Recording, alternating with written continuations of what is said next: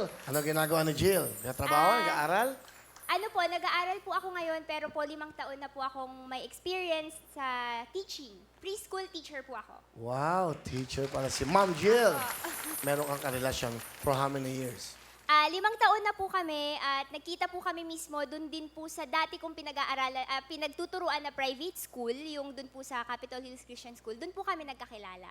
Professor ba siya o ano? Teacher din po siya. Teacher din Opo, siya. nauna po siya doon ng 2 taon na, tapos sabi niya sa akin, nakita daw niya ako nung nag-a-apply pa lang ako. Tapos tinanong na daw niya sa HR, parang sino yun, babae. Yun, love at parang first ganun. sight. Daw Yun. po. Okay, pakilala mo na ang lalaking minamahal mo. Okay, pinapakilala ko po sa buong mundo ang nag-iisa at bukod tangi na ipinagkaloob ng langit sa akin. Love, Rick! Magandang hapon, Will! Bukod tangi na pinagkaloob ng langit. Ang ganda, ha? Rick, eto na. Pagkakataon mo na. Ano gusto mo sabihin? Ano nararamdaman mo? 5 taon kayo magkasama. Lovey Bear. Ano? Lovey Bear. Love? Lovey Bear. Love you, Bear. Apo. Okay.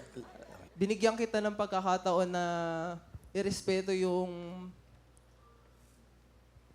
desisyon mo na itago muna natin pansamantala yung ating relasyon.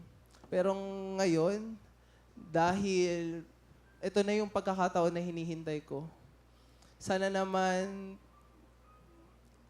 payagan mo ko na ipahayag yung nais kong maramdaman mo para sa buong mundo.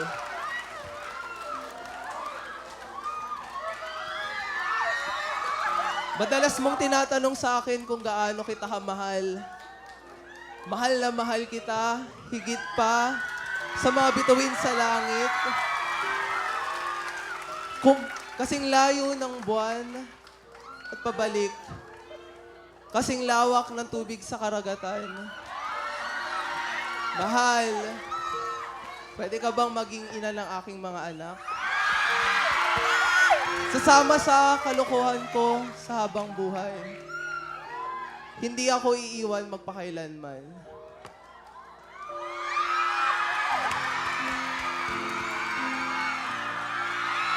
Maaari ba kitang makasama habang buhay?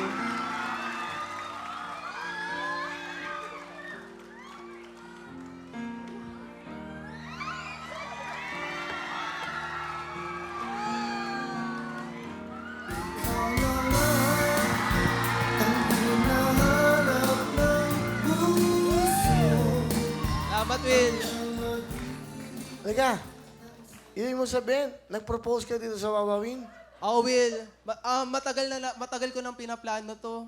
2 taon na iniisip ko kung paano sasabihin sa kanya. Pero nung nakaraang Disyembre 26, pinaalam ko siya sa kanyang mga magulang. Kasi doon kami nag-celebrate ng Christmas. Yun talaga yung objective ko na bago ako mag-propose sa kanya, kailangan papaalam ko muna sa kanyang mga magulang kung ano yung pinaplano ko. At ngayon, sa harap ng milyon-milyong tao sa buong mundo, Umiyak ko, nag-iiyak ano. Ba't ka umiiyak? Hi. Naisip ko kasi yung girlfriend ko. Hindi na niya ako tinext. Hindi, totoo yun. Inamin niya dito na may girlfriend siya bago lang. Ilang araw lang, ilang buwan lang. Magwa 1 month na po. O 1 month. So, tapos, Ayun, nabalitaan niya na umamin ako dito. Hindi na siya nag-text. hindi ba kayo maintindihan? Kahit naman ako girlfriend, hindi kita maintindihan. Isa ka ba talaga? Anyway, Jill, anong gusto mo sabihin? Lovey Bear. Alam ko sa relasyon na to, alam ko ikaw yung mas maraming binibigay sa akin. Mula sa simpleng ginagawa mo sa eskwela dati, tinutulungan mo ko lagi, hindi mo ko iniiwan, kahit sinusungitan kita, kahit na ang sungit-sungit ko, hinahagis ko yung mga bagay-bagay. Hindi mo ko iniiwan kahit na yung sa pinaka masama na atang ipinakita ko. Alam ko, blessed ako. Pero nung dumating ka sa buhay ko, nalaman ko, ay may kulang pa pala. Mas maswerte At ikaw ako. yun. At Na- ikaw yun. At gusto ko sabihin sa buong mundo, sa milyong-milyon tao, proud na proud ako sa'yo.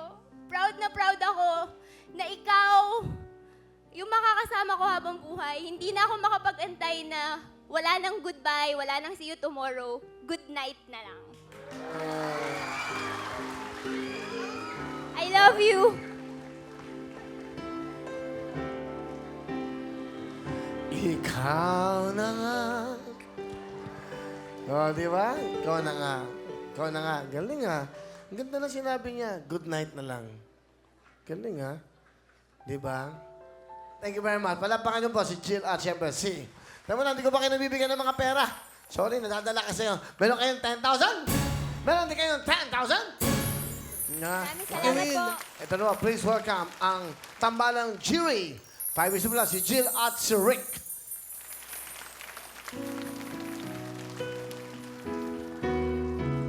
Ngayon ay akin na. Yay! Thank you very much. Soon to be married, Jill and Rick. Okay, ha?